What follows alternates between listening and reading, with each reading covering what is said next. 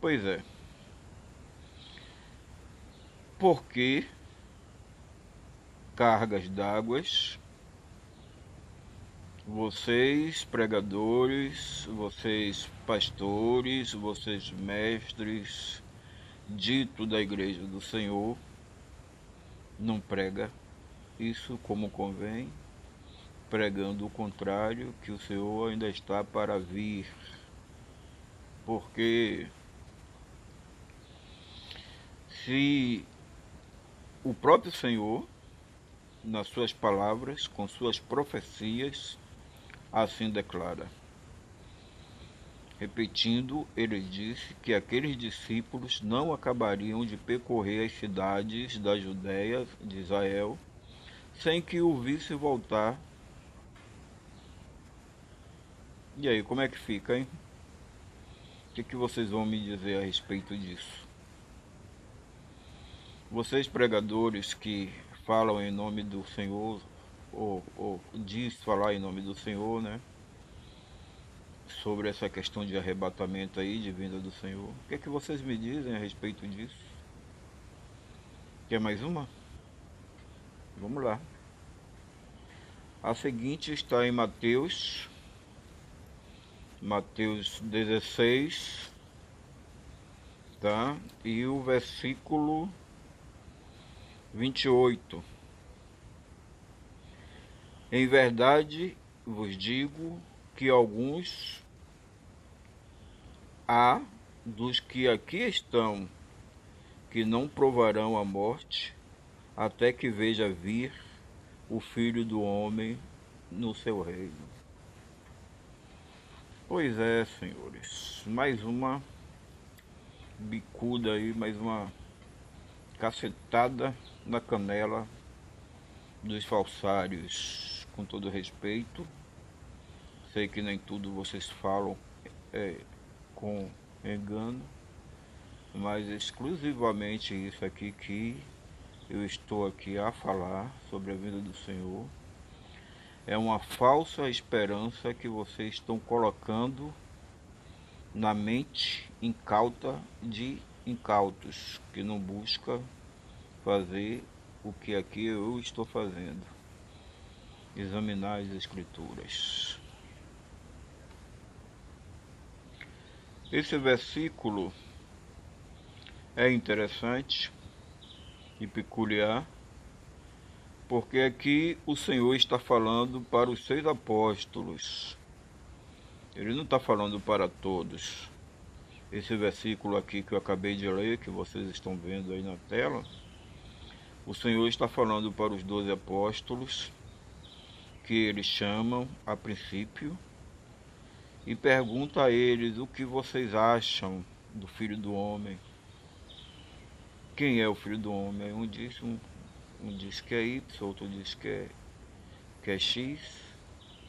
E até que Pedro se levanta e diz que ele era o Cristo de Deus, né? Quando alguns diziam, não, uns dizem que você é João Batista, outros dizem que é Elias. E Jesus,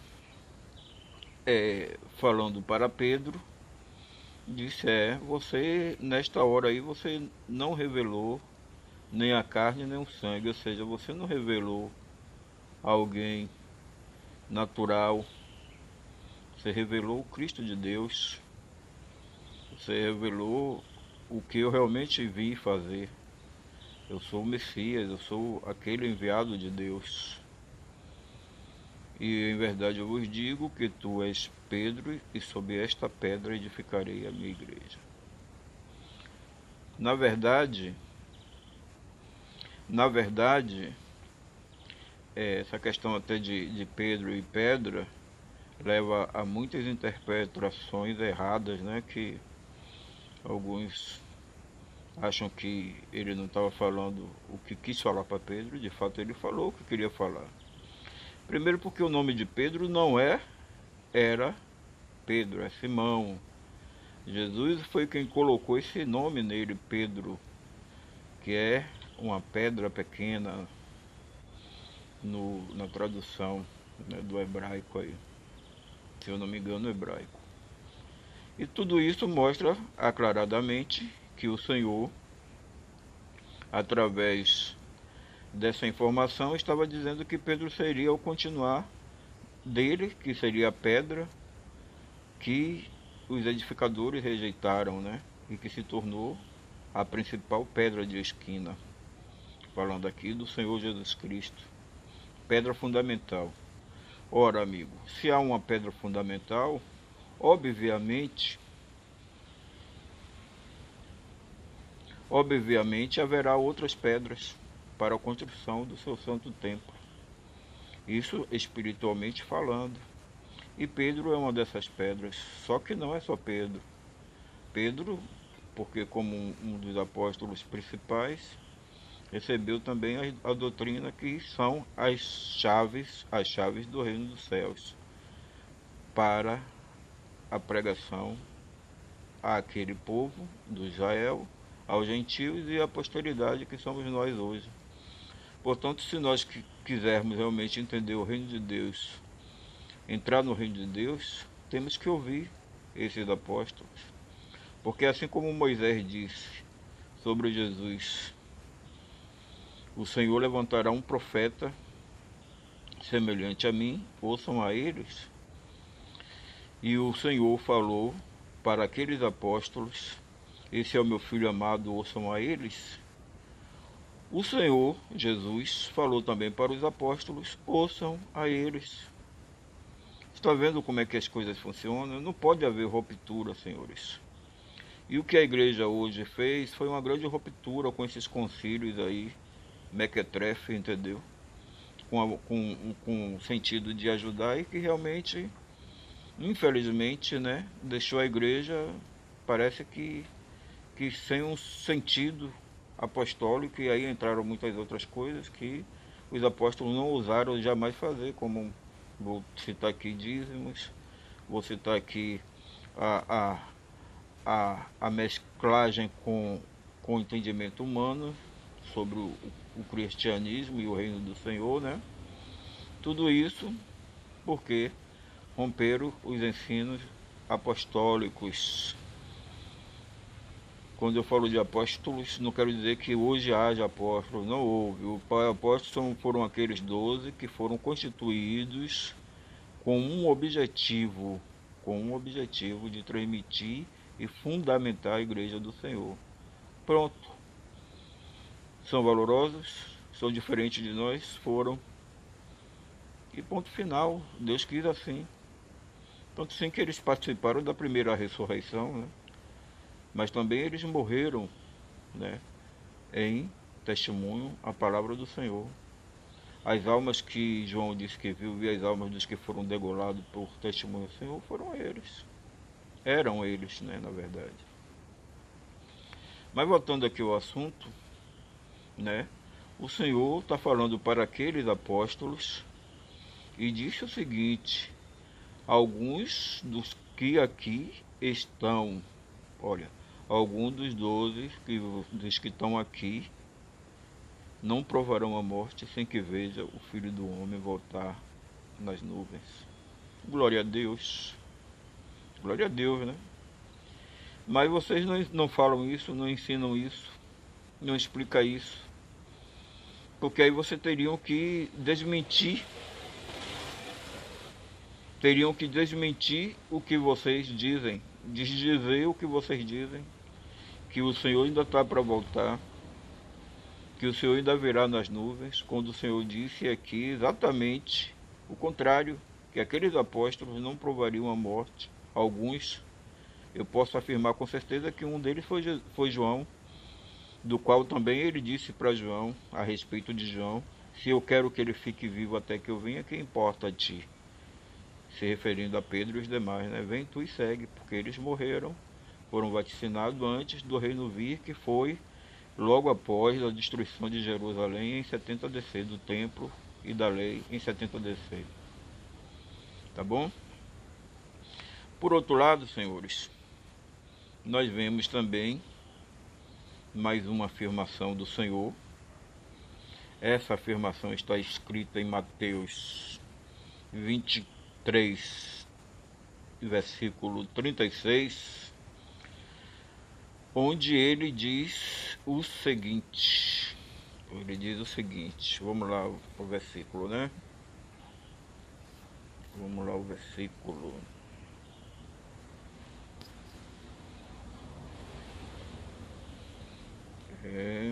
O versículo 36 é o único, mas eu queria começar do início aqui, onde ele diz...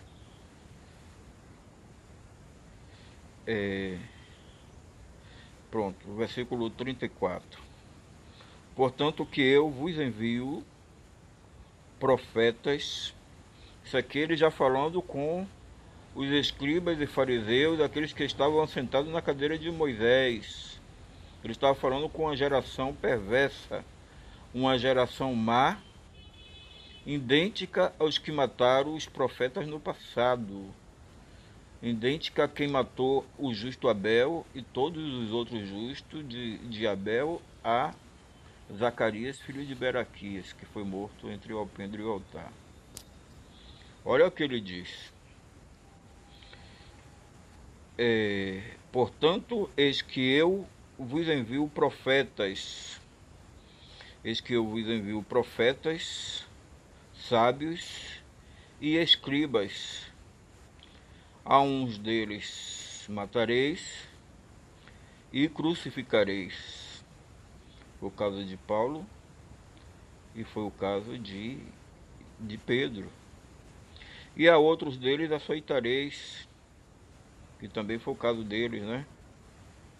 Nas vossas sinagogas, e os perseguireis de cidade em cidade. Jesus aqui estava profetizando o que estava para acontecer com aqueles discípulos, aqueles 12 discípulos, mas aqui ele já não está falando para os discípulos, ele está falando para aquela geração rebelde e contradizente que merecia e foi vingada pelo Senhor enquanto ele estava sentado à direita de Deus. Amém? Para que sobre vós, olha só, porque o motivo, para que sobre vós caiais todo o sangue do justo que foi derramado sobre a terra, desde o sangue de Abel, o justo, até o sangue de Zacarias, filho de Beraquias, que mataste entre o alpendre e o altar. Em verdade vos digo que todas estas coisas hão de acontecer sobre esta geração. Pronto. Mais uma bicuda aqui na canela dos falsários, dos que pregam que essas coisas ainda vão acontecer.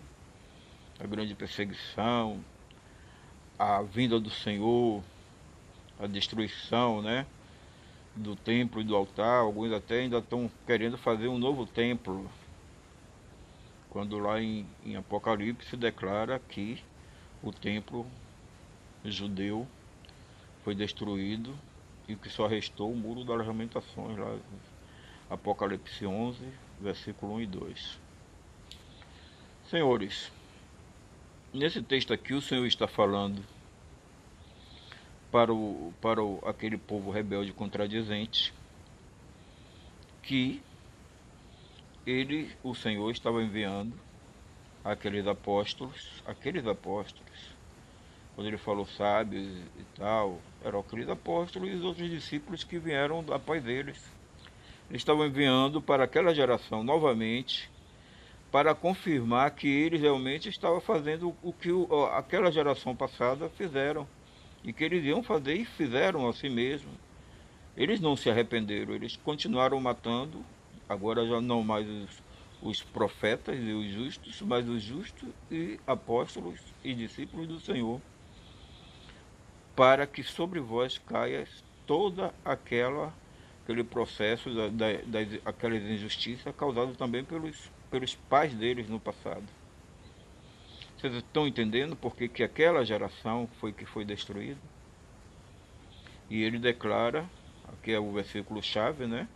Em verdade eu vos digo que todas essas coisas hão de acontecer ele falou, sobre esta geração, que seria a geração que ele estava falando. A geração daquele povo, né? que estava fazendo a mesma coisa que os das gerações passadas fizeram. Quer dizer, ali estava englobado o fim de tudo. O fim do mundo, senhores, foi o fim do Aion, daquele tempo judeu, do tempo em que Deus se relacionava com um único povo, que era os judeus, através da lei de Moisés.